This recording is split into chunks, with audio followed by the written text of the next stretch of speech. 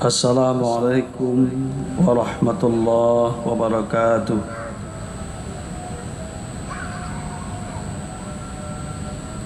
Alhamdulillahi rabbil alamin. Wabihi nasta'in ala umuri dunya waddin. Ashhadu an la ilaha illallah wa ashhadu anna Muhammadar Rasulullah.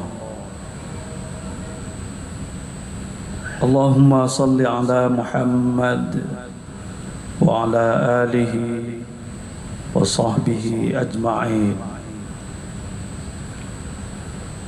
Bapak-bapak, ibu-ibu, kaum muslimin dan muslimat sidang jamaah zuhur rahimakumullah.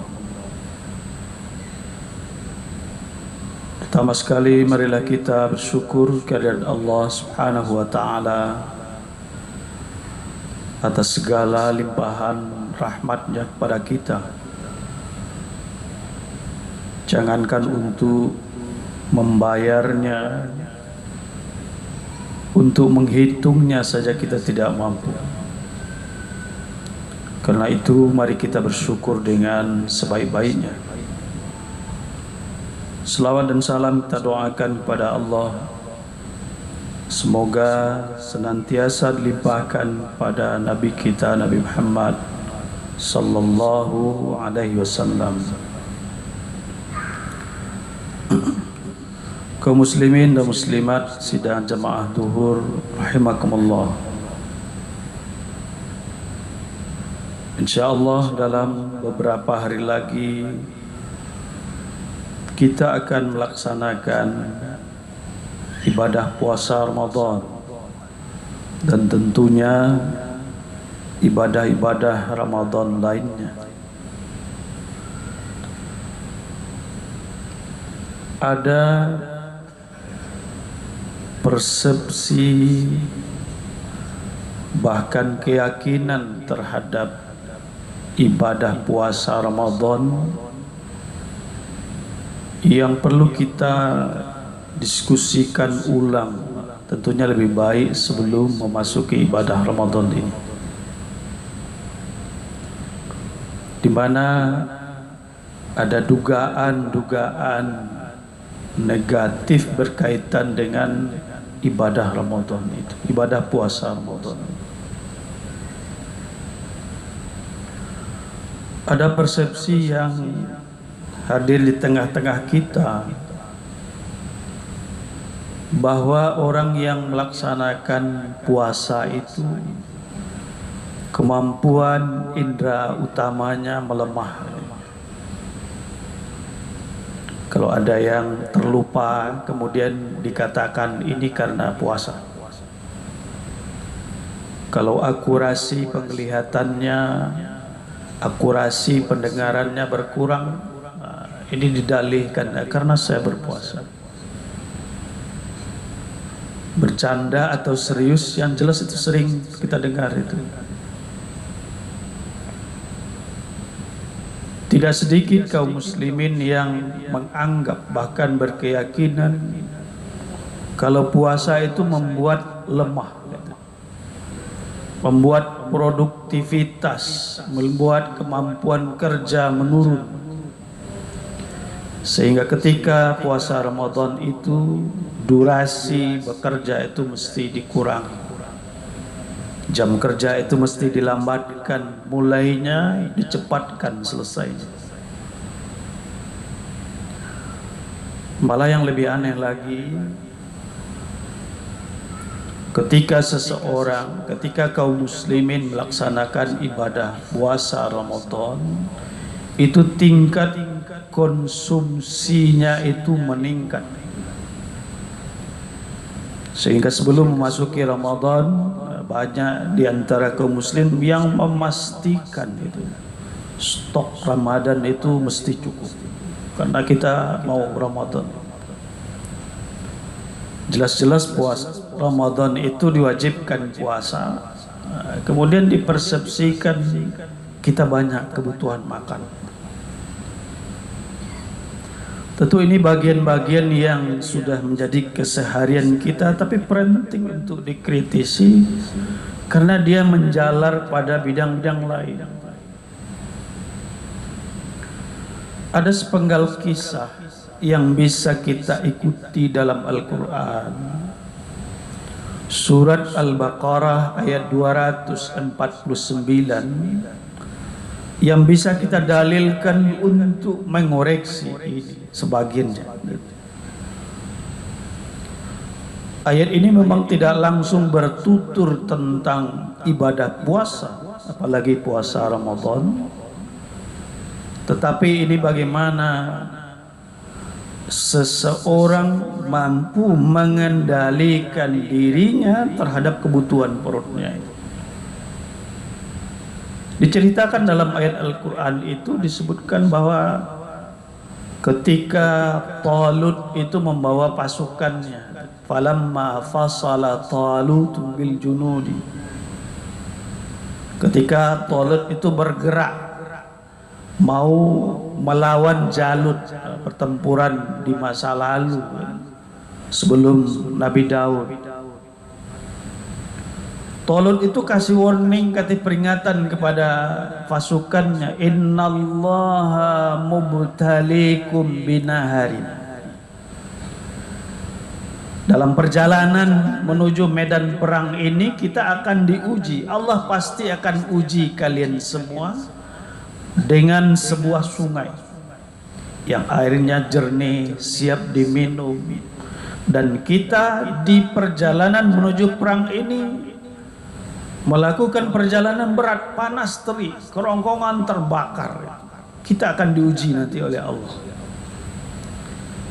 Faman syariba minhu falaysa minni.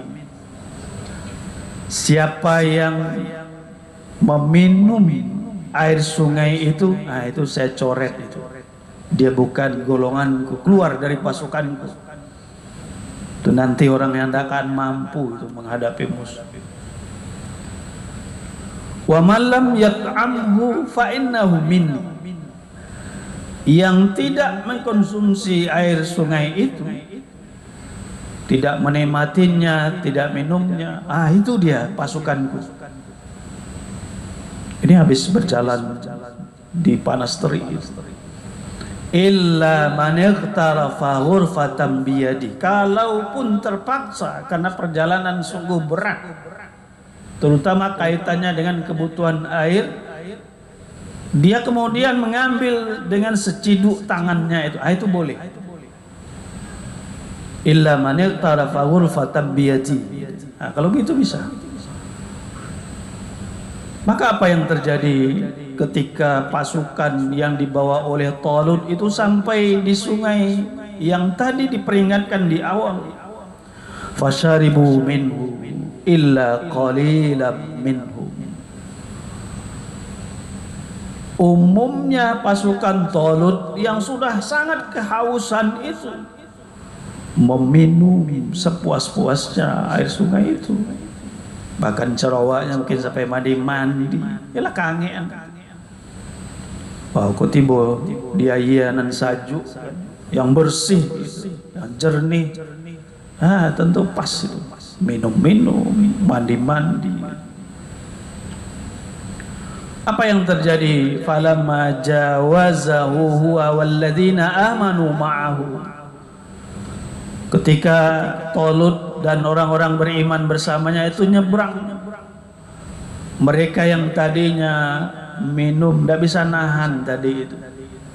Apa katanya? Qalu la taqata lana al-yawma bijaluta wa junudi. Aduh, kami tidak mampu nih. Kami tidak mampu. Jangankan untuk berperang, untuk melanjutkan saja kami sudah tidak mampu. Jadi setelah dia minum menurut yang dia mau tadi itu, ada yang bahkan sampai sepuas-puasnya, tidak mampu lagi. La taqata lana al-yawma bijaluta wa junudi. Kami tidak mampu, tidak akan mampu, pasti tidak mampu itu akan menghadapi tentara Jalutnya itu, Jalut dan tentaranya itu. Tetapi mereka yang mengikuti apa yang ditegaskan oleh Talut, tidak minum atau hanya seciduk. Mereka kemudian katakan, alladzina yazunnuna annahum mulaqullah, yang itu mereka lakukan karena yakin bertemu dengan Allah. Ini adalah perintah Allah, Allah pasti akan bantu. Kam min fi'atin qalilatin ghalabat fi'atan katsiratan biiznillah. Tidak apa-apa, kita tetap maju walaupun sedikit. Oke lah, yang banyak yang minum tadi itu tinggal, tidak apa-apa, kita tetap maju. Betapa banyak golongan yang sedikit itu bisa menang, dapat mengalahkan golongan yang banyak dengan izin Allah. Wallahu ma'as-sabirin. Allah bersama orang-orang yang sabar. Jadi mereka yang tadi tidak bisa mengendalikan perutnya dari kebutuhan minum, sehingga kemudian mereka lampiaskan kehausannya itu dengan mengkonsumsi sedemikian rupa air sungai yang jernih, yang bersih, yang siap santap itu. La taqata lana al-yawma bi jalut wa juludi. Mereka yang tidak mampu. Sementara mereka yang berhasil mengendalikan dirinya untuk tidak minum atau sedikit saja, itu yang kuat, dan akhirnya mereka menang. Bapak-bapak, ibu-ibu, kaum muslimin dan muslimat rahimakumullah, ini memang secara tidak langsung bicara betapa orang yang berpuasa itu kuat.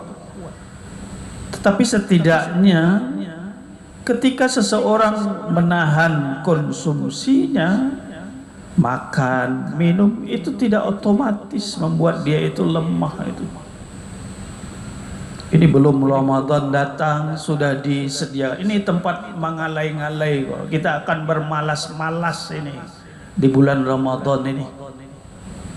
Karena kita dalam kondisi yang lemah, dalam kondisi yang tidak bisa seperti biasa. Produktivitas kita menurun, tenaga kita kurang, dan lain sebagainya.